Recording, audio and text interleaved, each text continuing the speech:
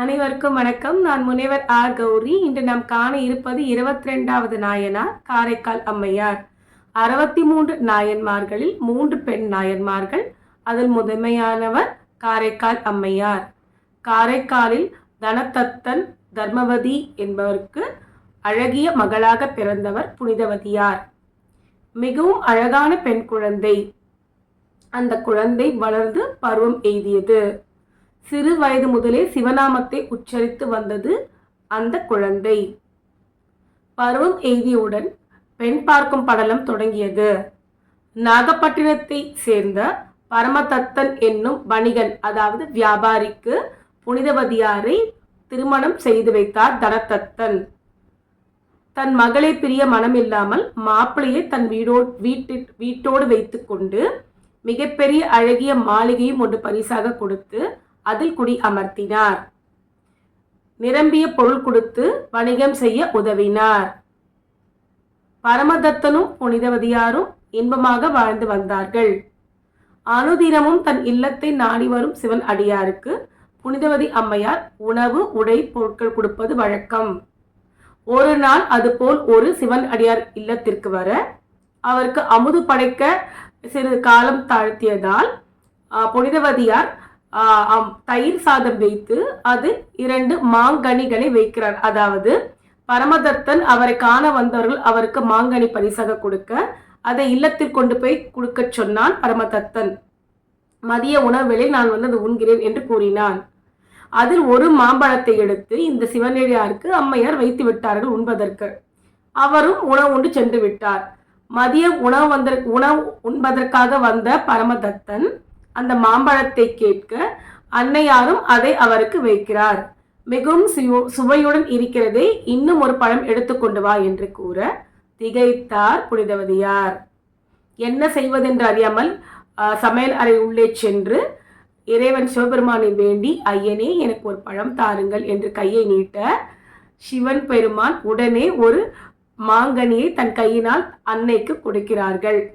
அந்த பழத்தை எடுத்து கொண்டு வந்து அறிந்து தன் கணவனுக்கு அன்னையார் வைக்கிறார்கள். அதை உண்ட பரமதத்தன், இது மூவிலகிலும் கிடைக்கும் பழம் போல் தெரியவில்லையே, மிகவும் சுவையுடன் இருக்கிறதே, இன்னும் ஒரு பழம் வேண்டும் என்று கேட்க மீண்டும் புனிதவதியார் இறைவனை வேண்டுகிறார். ஐயனே எனக்கு ஒரு பழம் வேண்டும் என்று மீண்டும் கேட்கிறார்.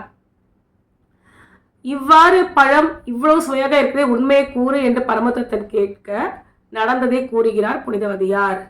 அப்பொழுது பரமதத்தன் குறைக்கின்றது, இவர் மனித பிறவி அல்ல, தெய்வ பிறவி.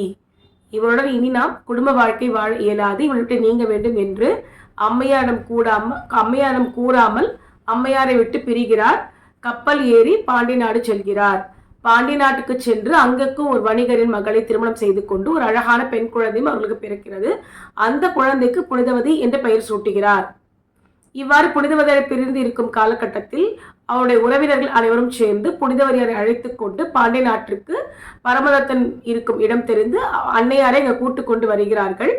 அங்க வந்தவுடன் அன்னையாரை காண பரமதத்தன் தன் மனைவி கொண்டு வந்து அவர்கள் காலில் வணங்கி, என்னை மன்னித்து விடு தாயே, உங்களை நான் தெய்வமாக பார்க்கிறேன் என்று கூறினான். சுற்றத்தார் இது ஏன் என்று கேட்க அனைத்து கதையும் பரமதத்தன் உரைக்கிறான்.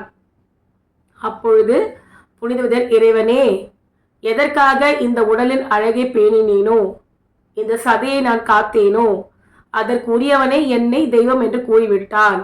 எனக்கு இனி இந்த அழகு வேண்டாம், இந்த சதை பொதிந்த உடல் வேண்டாம், எனக்கு உன் பூதகணங்கள் போன்ற பேய் வடிவத்தை கொடு என்று கேட்க உடன் அன்னையார் பேய் உருவம் பெறுகிறார். அதாவது எலும்பு கூடாக மாறிவிடுகிறார்.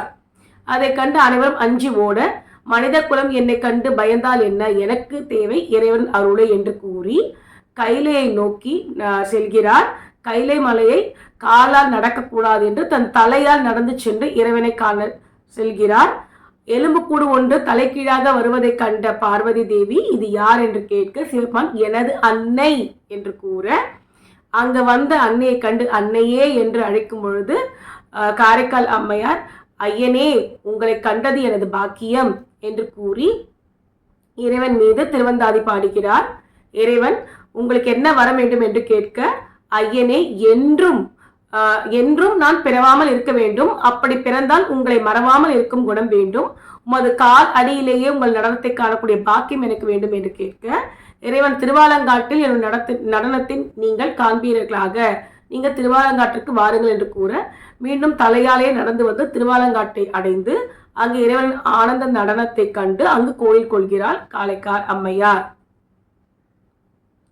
மக்களே, ஒரு பெண் இறைவன் மீது கொண்ட பக்தியினால் இறைவனே அவரை தாய் என்று அழைத்த ஒரு மிகப்பெரிய பெருமை காரைக்கால் அம்மையாருக்கே உரியது. நன்றி, வணக்கம்.